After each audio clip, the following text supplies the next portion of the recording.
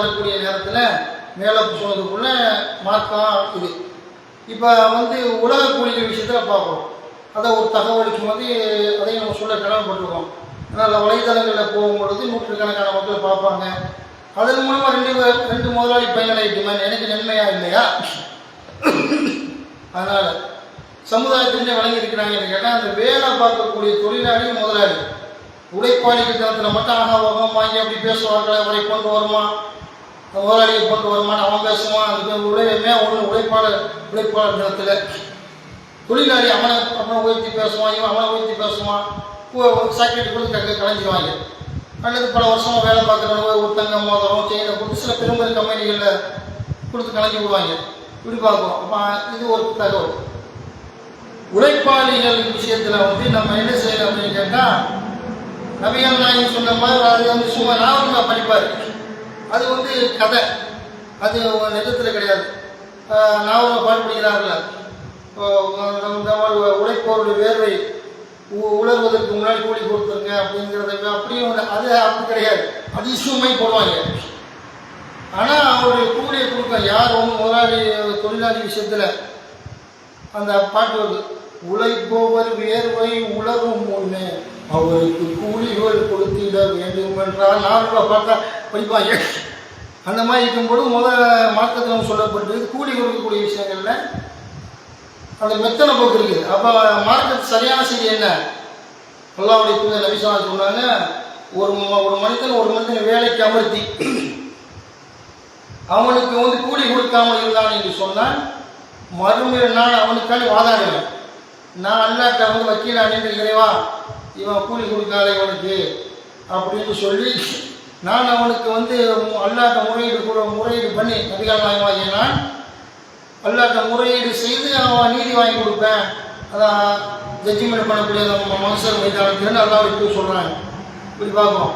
பெரும்பாலும் எல்லாரும் கூலி கொடுத்துருவான், கூலி கொடுக்காம இருக்க மாட்டான். சில இடங்களில் கட்டி விடுவாங்க. வெளிநாடுகளில் 5 மாதம் 6 மாதம் சம்பளம் தரல, கம்பெனி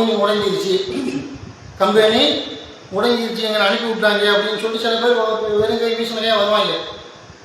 விசாவை போட்டு டிக்கெட்டை மட்டும் எடுத்து கொடுக்கக்கூடிய சைத்தான்கள்லாம் இருக்குது. நம்மளும் மாட்டிக்கலாம் மறுமையில். அப்படிப்பட்ட இடம் கம்பெனி முடிகிற மாதிரி தெரியுது. நாய் முடியுது, அப்போ ஒரு 4 மாதத்துக்கு முன்னாடி அனுப்ப வேண்டியதானே, கூலி கொடுக்க மாட்டாங்க சில இடங்களில். இது ஒரு விஷயம். அப்போ இன்னொரு விஷயம் என்னென்ன மெத்தனை போகும் இந்த சைத்தான்கள், முதலாளி சைத்தான்களுக்குள்ள என்ன செஞ்சுக்கிறாங்க?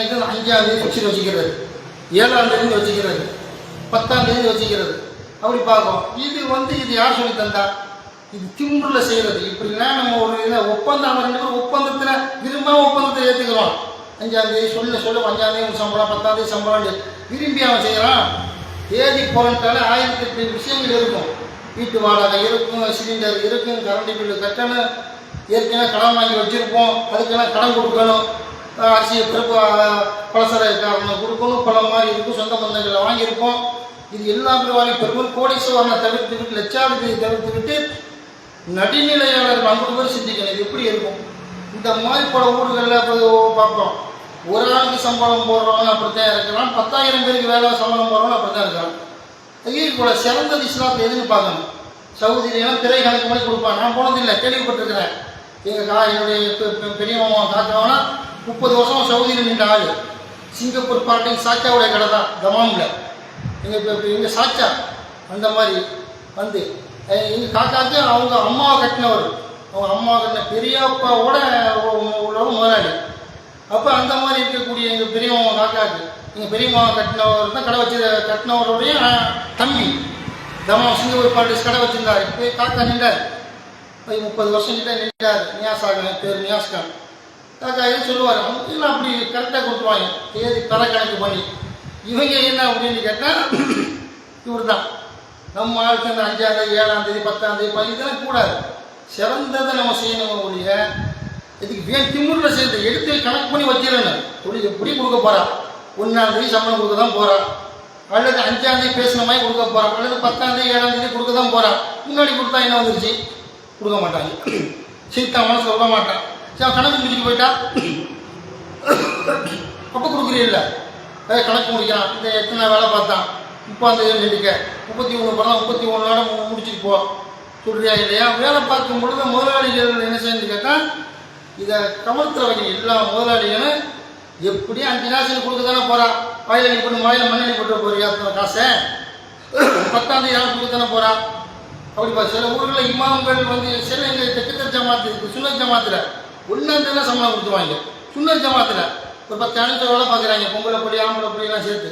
இப்படி ஊர்களுக்கு சில ஊர்கள் நான் கேள்விப்பட்டிருக்கேன். எனக்கு சொல்லலை, எனக்கு நான் எங்கே போனாலும் பாதி சம்பளத்தை வாங்கிடுவேன். என்னுடைய 25 வருஷம் வாழ்க்கையில் என் குடும்ப செலவு தேவைக்குன்னு அப்புறம் சம்பளம் இருந்தால் வாங்கிடுவேன். ஏன் மட்டும் இல்லை, எங்கே கேளுங்க, நான் வேலை பார்த்து எல்லா ஊரையும் ஃபோன் பண்ணி கேளுங்க. எங்கே போனாலும் பாதி சம்பளத்தை வாங்கிட்டு பாதி சம்பளத்தை கடைசியில் வாங்கிடுவேன். எனக்குன்னு சொல்ல வரல, அட்வான்ஸ் வாங்கிடுவேன். பொதுவாக அதை பார்க்கணும். அதை குணத்தில் வைத்து கொண்டு எப்படி கொடுக்க போகிறீங்க. 1ஆம் தேதி கொடுத்தா அவன் சந்தோஷம் வாங்கிட்டு வேலையை பார்ப்பான். அங்கிட்டு மாத கடைசியில் கை பிடிக்கும், அல்லது 15 நாள் கழிச்சு கை பிடிக்கும். கடனை வாங்குவான். நடுத்தர வர்க்கத்தை சொல்கிறேன். அப்புறம் மேலும் பண்ணிக்கணும், அடுத்த சம்பளத்தை வாங்கி கொடுத்துக்குடுவான். இதை நம்ம கவனத்தில் வைக்கணுமா ஒழிய எல்லா சைத்தான்களையும் என்ன செய்யலாம், ஒப்பந்தம் விரும்பியாக போடுறான். நீ 1ஆம் தேதி கொடுத்தா வாங்க மாட்டான், தொழிலாளி வாங்குவான். இவன் வச்சு காசு ரெடியாக வச்சுக்கிறது. கொடுத்தா சரி வருமா இல்லை, ஒரு கணக்கு வேறு ஒரு கணக்கு இருக்குது. துபாயிலேருந்து ஃபண்டு வர வேண்டியது இருக்குது, கொஞ்சம் பணம் வர வேண்டியது இருக்குது. ஒரு 5ஆம் தேதி கணக்கு சம்பளம் போடுவோம், ஒரு 10ஆம் தேதி போடுவோம். அது கொஞ்சம் என்றைக்காவது ஒரு நாள் அந்த வெளிநாட்டில் வர ஃபண்டு கொஞ்சம் லேட் ஆகி போச்சு, அது ஒரு கணக்கு ரெடியாக வச்சுப்பான். 500 பேர் வேலை பார்க்குறாங்கன்னா பெரிய பெரிய ஸ்தாபனங்களில் சம்பளம் கூட ரெடியாக வச்சுக்கிட்டு கொடுத்து 5ஆம் தேதி 7ஆம் தேதி இழுத்தடிக்கிறாங்க இந்த சைத்தான்கள் பார்க்குறோம். அதனால் வந்துக்கிட்டே சிறந்தது எது, அது கொடுத்தா தப்பு கிடையாது. சிறந்தது இஸ்லாத்தில் செய்ய சொல்லுது. இப்போ சிறந்தது என்ன, தேதி பிறந்தால் கொடுத்துடணும். டிஎன்டிஜியில் வைக்கும்போது ஒருத்தர் சொல்கிறான், ஒரு ஊரில் ஒரு இமாமும் விலைக்கே போயிட்டான். சரி கொடுத்துருக்குறாங்க, 1ஆம் தேதி சம்பளம் கொடுத்துன்னு கேட்டிருக்கிறான். கரெக்டாக கொடுத்துருக்குறாங்க. சின்ன ஒரு ஊரில் போய் சொல்லி காட்டுறாங்க. ஜும்மாவுக்கு போகல, இங்கே தான் ஒரே இடத்துல பேசிகிட்டு இருக்கிறேன். டிஎன்டிஜியில் 15 வருஷம் இமாமாக இருந்த போது ஒவ்வொரு வாரம் ஒவ்வொரு ராம்நாத் டிஸ்ட்ரிக்ட் எங்கள் ஊரில் தொழு வச்சான்னு சொன்னால் சிக்கல் மண்டபம் அங்கே இங்கே பரமக்கூடிய ராம்நாத் டிஸ்ட்ரிக்ட் கூட 5 வாரம் வந்து 5 வாரத்துக்கு 5 பள்ளிக்கு போயிடும். அந்த மாதிரி அப்படி ஒரு சொல்லி காட்டுறாங்க. இந்த மாதிரி அனிம்சா இந்த மாதிரி இந்த அஜருக்கு 1ஆம் தேதி சம்பளம்னு கேட்குறாரு. அப்படி நான் கொடுத்துட்டு இருக்கோம். அப்படி ஒரு ஊர்.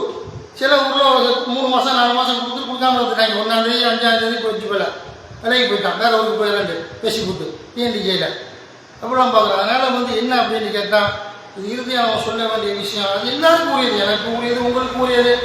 உங்களுக்கு மேலே உள்ள முதலாளி உங்களுக்கு சம்பளம் தந்தால் தான் நீங்கள் என்ன செய்வீங்க, வீட்டுக்கு தேவையான தேவைகளை முறையிட முடியும், நம்ம செய்ய முடியும். அப்படியே ஒரு விஷயத்தை பார்க்கணும். அதனால் அந்த சிறந்தது என்ன கரெக்டாக இந்த இது சைத்தான் பண்ணி வைக்காது. இது நப்பித்தனம் கஞ்சத்தனம் வீராலாம் அந்த பணத்தை பாதுகாக்கணும். ஒரு ஸ்கூலாக இருக்கட்டும், ஏதாவது காலேஜாக இதாக எங்கே ஸ்தாபனங்கள் ஜவுளி கடை, இங்கே நகை கடை, ஒரு 50 ஒரு 100 பேர் வேலை பார்க்கணும். நான் வந்து பாதுகாக்கிறேன் இல்லை, பேங்கில் போட்டு வச்சுருக்கிறேன், அதை வீட்டில் வச்சு ஏதோ ஒரு வகையில் அது முன்னாடி கொடுத்துட்டா என்ன, அவன் தேவையை பூர்த்தி செய்வான்ல என்பதை உணர்ந்து சிறந்ததான் இஸ்லாம் செய்ய சொல்லுது. சும்மா அடுத்தடுத்த கட்டமாக சும்மா நன்மை குறைஞ்சிடும். ஒரு உழைப்பாடி கஷ்டப்படுறான், வேறு வச்சுருக்கிறான், மழை புயல் காற்று இடி விழுந்தாலும் வேலை பார்த்துட்டு போகிறான். அப்படி இருக்கும்போது தொழிலாளிகள் என்ன செய்யணும் அப்படின்னு, தொழிலாளிகள் முதலாளிகள் எப்பவும் கொடுக்க தான், நான் என்ன செஞ்சு கொடுக்க தான் போகிறோம், இந்த சந்தோஷம் வச்சுக்கடா, அவன் சந்தோஷமா சூப்பர் முதலாளி. அவனுக்கு மேலே ஒரு 10,000 கூட தரேன்னு கூப்பிட்றான்னு வைங்க, போக மாட்டான். எங்கள் முதலாளி 1ஆம் தேதி சம்பளம் தர நிற்பான். நீ செய்தா வேலை காட்டினா அவன் தில்லானங்கடி வேலை காட்டி போயிடுவான்.